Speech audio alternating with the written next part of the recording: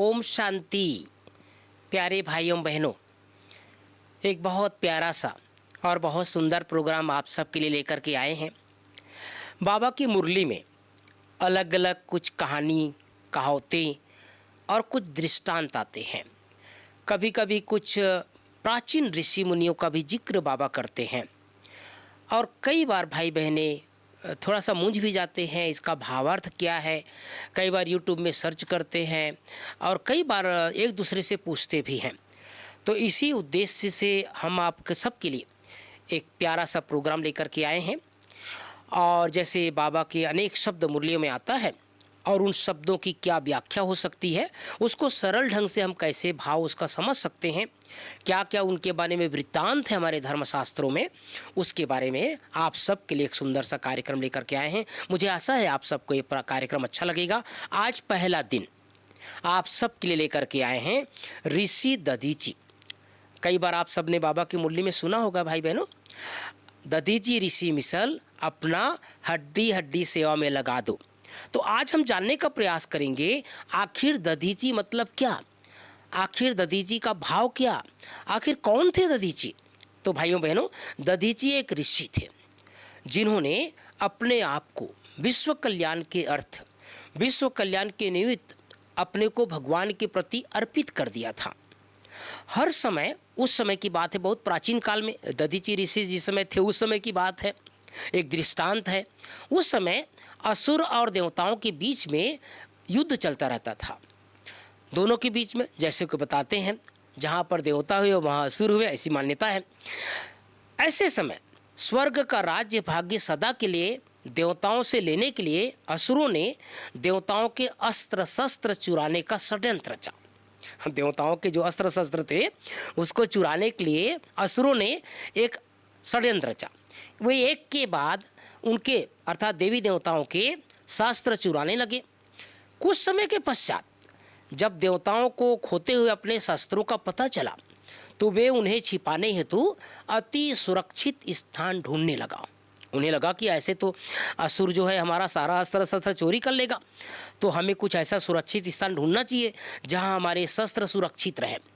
तो देवगण, देवों का देव कहते हैं ना इंद्र को, तो इंद्र जी और सभी देवगण वो दधीची ऋषि से जा कर के मिले और दधीची ऋषि से आग्रह किया कि हे महात्मन, हमारे देवताओं के जो सारे अस्त्र शस्त्र हैं वो अपनी निगरानी में रख लो, इसको सुरक्षित रख लो और जब जरूरत पड़ेगी वे हथियार हम आपसे ले लेंगे।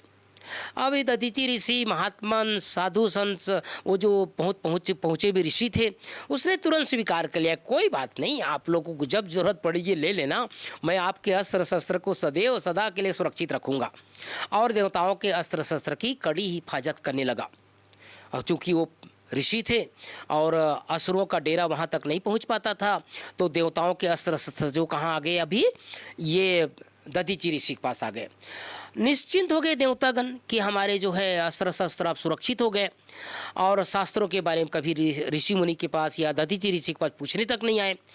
दधीची ऋषि को इस बीच में, अब ये मार्मिक प्रसंग है भाई बहनों, इस बीच में दधीची ऋषि को विश्व भ्रमण करने के लिए, पुण्य क्षेत्रों का दर्शन करने के लिए संकल्प आया।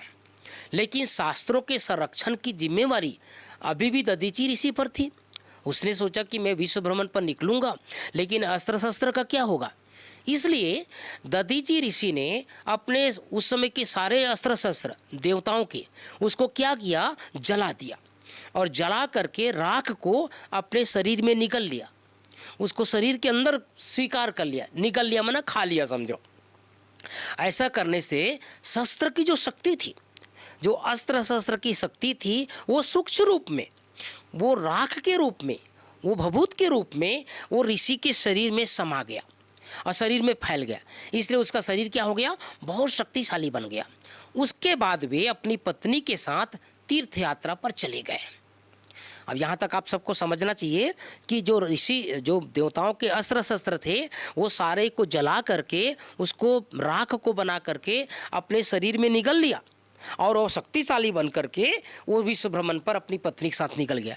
अब इधर क्या हुआ, कुछ समय के पश्चात पृथ्वी पर, इस सृष्टि जगत पर वृत्तासुर नामक एक असुर का उपद्रव बढ़ गया। राक्षस का उपद्रव बढ़ गया। लेकिन वृत्तासुर को हराने के लिए देवताओं के पास उनके शस्त्र तो थे नहीं, क्योंकि उन लोगों ने कहाँ रख दिया था, ऋषि दधीचि ऋषि के पास रख दिया था।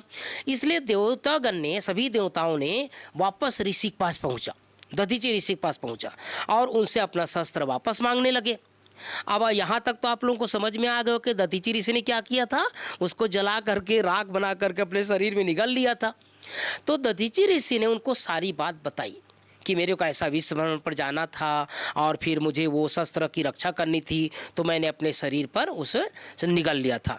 लेकिन जब उसने कहा कि जब उनकी पत्नी घर पर नहीं रहेगी तब आप लोग आना, क्योंकि पत्नी को उसकी जानकारी नहीं थी। तो सभी देवतागण ने कहा कि चलो ठीक है, जब आपकी पत्नी घर पर नहीं रहेगी तब आएंगे। तो देवतागण ऋषि की पत्नी की अनुपस्थिति में पुनः पधारे दधीचि ऋषि के पास। तो दधीचि ऋषि ने अपने को जलाने के लिए योग बल द्वारा अग्नि को उत्पन्न कर लिया। उसने कहा, दधीचि ऋषि ने क्या किया, अपने शरीर को जलाने के लिए अपने योग बल से अग्नि को उत्पन्न किया और देवताओं से कहा कि उनकी हड्डी से अस्त्र शस्त्र बना लेना, क्योंकि उनके शरीर की हड्डी में वो सारे पावर, वो सारी शक्तियाँ, वो सारे अस्त्र शस्त्र का जो संरक्षण था वो सारे उसके हड्डी में समा गया था। और देवताओं को कहा कि इसका जो हड्डी का जो अस्त्र शस्त्र बनेगा वो बहुत शक्तिशाली बनेगा। तो ऐसे ही किया, वो अपने आप को खुद ही जला लिया, अग्नि उत्पन्न करके जला लिया और उसके हड्डी से जो है वो सारे अस्त्र शस्त्र का देवताओं ने निर्माण किया। इस कार्य से उसने कहा, इस कार्य से आपको कोई पाप नहीं लगेगा। देवताओं को कहा इस कार्य से आपको कोई पाप नहीं लगेगा। ऐसा कहकर उन्होंने अपने आप को अग्नि में जला दिया। तो दधीचि ऋषि की हड्डियों से देवताओं ने अनेक प्रकार के अस्त्र शस्त्र बनाए। उनकी रीढ़ की हड्डी से एक बहुत ही शक्तिशाली हथियार बना जिसका नाम पड़ा वज्र युद्ध। वज्र युद्ध दधीचि ऋषि के योग बल द्वारा देवताओं के शास्त्रों की महिमा पदम गुना बढ़ गई, क्योंकि वो शास्त्रों का सार रूप में, वो शस्त्रों का सार रूप में उसकी हड्डी में आ गया और उसकी हड्डी से सारे जो है अस्त्र शस्त्र का निर्माण हो गया। इसलिए ये कहावत है भाई बहनों कि दधीचि ऋषि ने अपनी हड्डी हड्डी गला दिया। अब भाव क्या है इसका, आध्यात्मिक भाव क्या है, बाबा इसका भाव क्यों बताते हैं। जैसे दधीचि ऋषि ने विश्व कल्याणार्थ अपनी हड्डी हड्डी स्वाहा कर दी, ऐसे ही हमको भी संगम युग पर अपना हड्डी हड्डी, तन मन धन ईश्वरी सेवा में अर्पित कर देना है। इससे हमारा जीवन धन्य धन्य हो जाएगा और अनेक जन्मों के लिए हमारा भाग्य बन जाएगा। तो हम सबको ये दधीचि ऋषि का जो भाव है, दधीचि ऋषि के बारे में क्या वृतांत है, इसको जानना आवश्यक है। आप सबको ये कहानी, ये दृष्टांत सुनकर के अच्छा लगा होगा और बाबा की जब मुरली में जब भी ये शब्द आए दधीचि ऋषि के बारे में, तो आप सब इसके भाव को अच्छी तरह समझ लेना। ओम शांति, ओम शांति।